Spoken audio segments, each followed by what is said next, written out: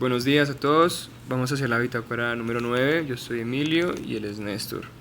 Entonces, si quiere comienza Néstor. Bueno, entonces pues la clase es del 19 de septiembre, la clase inició como todas las demás, iniciamos leyendo una bitácora y como eran nuevos los videoblogs, vimos dos videoblogs, el de Laura Rocha y el de Juliana.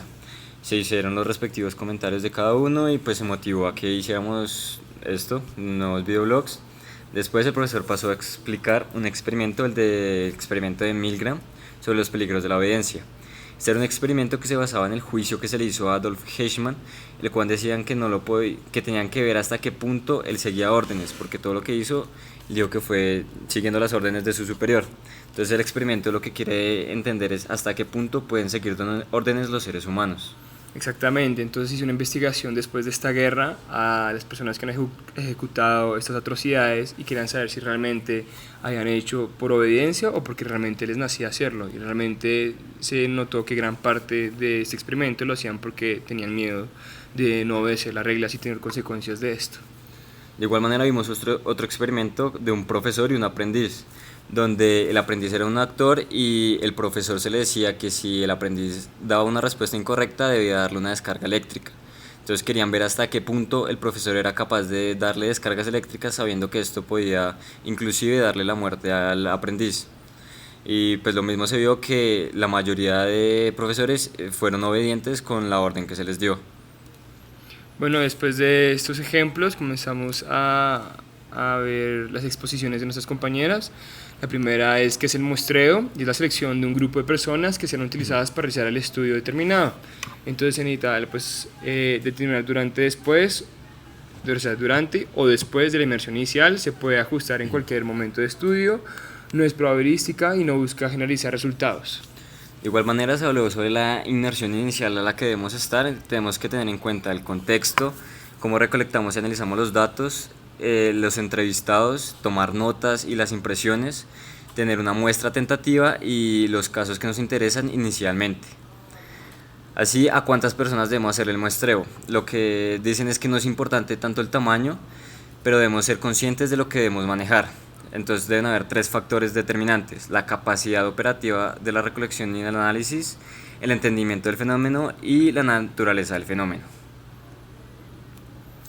Ok, avanzamos con las muestras homogéneas y a diferencia de muestras diversas, mismo perfil, rasgos similares. Y por ejemplo, un ejemplo de esto son mujeres exitosas con 50 mujeres con cargos destacados, la mitad son casadas o madres solteras y licenciadas o mayores a 40 años. Otra, por ejemplo, fue las muestras típicas o intensivas, más la bola de nieve, que se elige un caso de perfiles similares, pero se destacan más dentro de un contexto. Por ejemplo, los soldados que no fueron heridos de guerra, no recibieron medidas, etc. Por cadenas o cualquier mérito. Igual vimos los casos extremos, oportunidades y teóricas, que es algo alejado de lo normal, por ejemplo cuando la violencia o métodos de enseñanza para estudiantes problemáticos o también funcionan con etnias muy diferentes a la población común.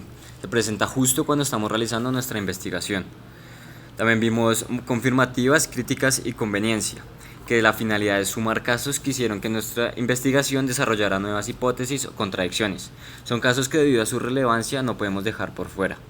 Bueno, luego pasamos como a los pasos o al organigrama de esto. Entonces, como la pregunta inicial sería ¿cuándo ocurre el muestreo inicial?